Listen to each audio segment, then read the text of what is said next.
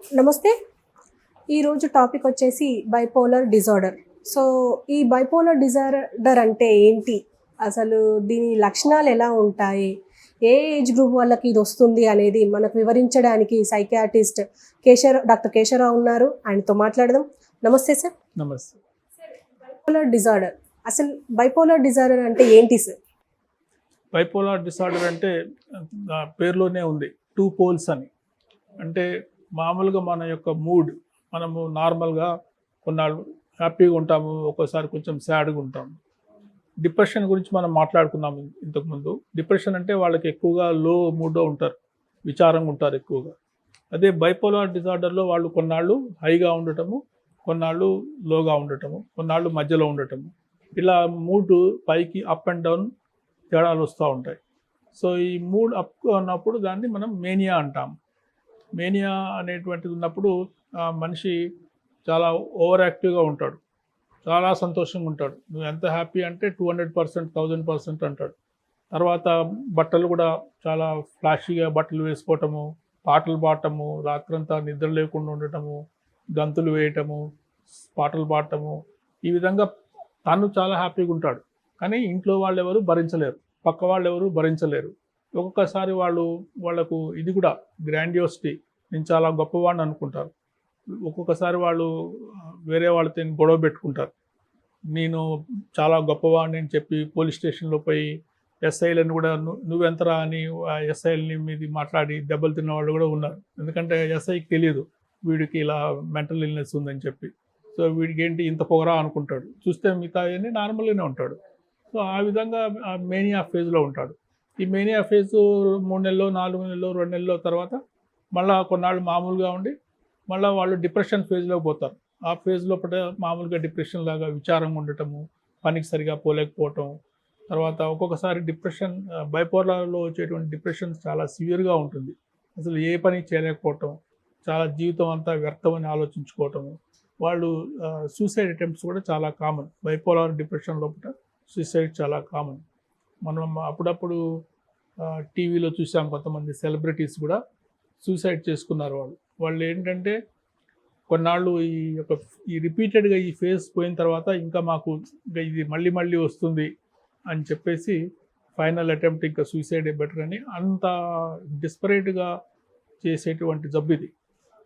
అంటే అందరిలో అట్లా వస్తుందని కాదు, కొంతమందిలో మళ్ళీ అగైన్ మైల్డ్గా ఉంటుంది. అప్పుడప్పుడు కొంచెం హై అయ్యి కొంచెం లో అయి ఉండొచ్చు. కొంతమందిలో చాలా సివియర్గా రావచ్చు. ఏ మానసిక వ్యాధి అయినా డిసీజ్ పేరు చెప్పగానే మనము ఇంకా అనుకోకూడదు. అదే బైపోలార్ కొందరిలో మామూలుగా పనిచేసుకునే వాళ్ళల్లో ఉండొచ్చు, అదే బైపోలార్ కొంతమంది సూసైడ్ వరకు పోవచ్చు. ఓకే. అంటే ఇప్పుడు జనరల్గా చాలామందికి మూడ్ స్వింగ్స్ అనేటివి ఉంటాయి.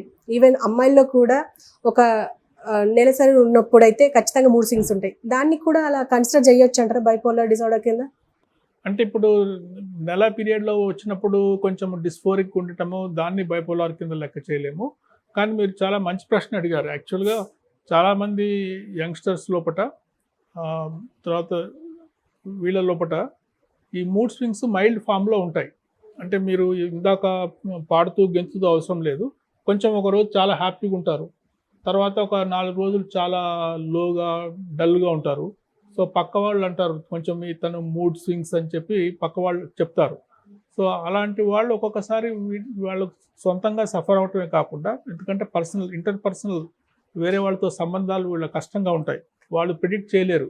ఈరోజు మాట్లాడితే నవ్వుకుంటూ తీసుకుంటుంది, నెక్స్ట్ డే సేమ్ మాటకు రివర్స్ అవుతారు. సో పర్సనల్ రిలేషన్షిప్స్ కూడా చాలా ఎఫెక్ట్ అవుతాయి. వర్క్ దగ్గర ప్రాబ్లమ్స్ వస్తాయి, ఒక్కొక్కసారి మ్యారేజ్ ఎఫెక్ట్ అవుతుంది. సో ఇలాంటి వాళ్ళు ఒక మైల్డ్ ఫామ్ ఆఫ్ బైపోలార్ అని చెప్పొచ్చు మనం. సో అందుకని అలాంటి వాళ్ళకు కూడా మెడికేషన్ ట్రై చేయడం వల్ల లాభం ఉంటుంది.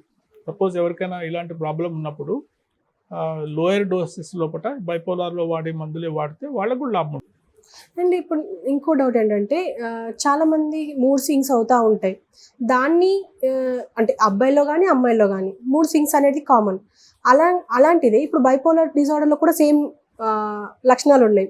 సో దీన్ని కూడా అలా కన్సిడర్ చేయవచ్చు. ఒక విధమైన బైపోలార్ లాగా మనము భావించవచ్చు.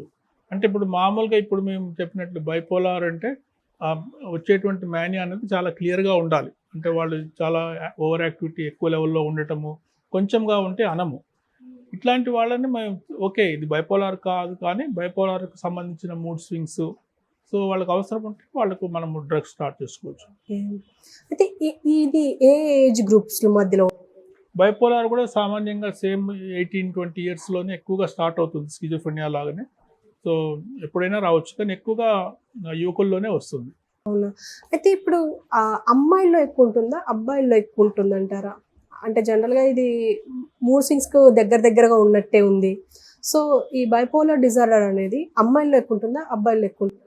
ఎక్కువగా అబ్బాయిలనే చూస్తాం కానీ పెద్ద మేజర్ డిఫరెన్స్ అంటూ ఏమి లేదండి. ఇట్లా ఏమి లేదు, ఇద్దరిలో వస్తుంది. ఎక్కువగా బాయ్స్లో ఎక్కువగా చూస్తాం. అండ్ దీనికి అంటే మెడికేషన్ ఎలా ఉంటుంది, ట్రీట్మెంట్? మెడికేషన్స్ వీటికి 2 రకాల మెడిసిన్స్ ఉంటాయి. ఒకటి మనము స్కిజోఫ్రెనియాలో వాడేటువంటి యాంటీసైకాటిక్స్ మెడిసిన్స్ వాడతాము. అది కాకుండా ఇప్పుడు మనం ఎపిలెప్సీలో వాడేటువంటి మెడిసిన్స్ ఉంటాయి, వాటిని కూడా వాడతాము. ఇది 3 అప్ అండ్ డౌన్ కాకుండా ఉండేందుకు లిథియం అనేటువంటి ఇంకో మెడిసిన్ వాడతాము. ఏదైనా కానీ ఇది స్పెషలిస్ట్ ప్రిస్క్రైబ్ చేయాల్సినటువంటి దీనికి ఏమైనా జాగ్రత్తలు తీసుకోవాల్సి ఉంటుందా? అంటే ఇది బైపోలర్ డిజార్డర్ అని చెప్పేసి ఫిక్స్ అయిన తర్వాత, డాక్టర్ని కన్సల్ట్ అయిన తర్వాత, ఇది బైపోలర్ డిజార్డర్ అని కన్ఫర్మ్ అయిపోయిన తర్వాత ఏమైనా ప్రికాషన్స్ తీసుకోవడానికి ఉంటుంది?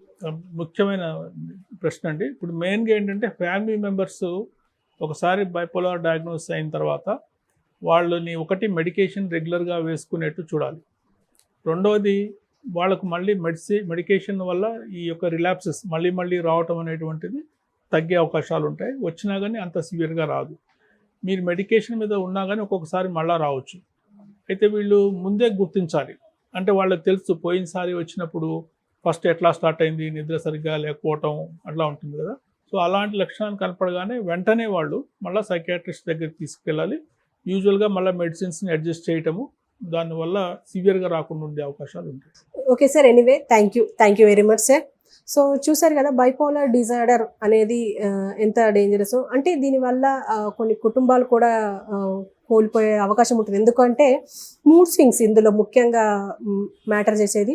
ఈ మూడ్ స్వింగ్స్ సంబంధించి ఇది కొంచెం ఎక్స్ట్రీమ్ అయితే ఇది బైపోలర్ డిజార్డర్ కింద కన్సిడర్ అవుతుంది అని చెప్పేసి డాక్టర్ కేశవరావు అంటున్నారు.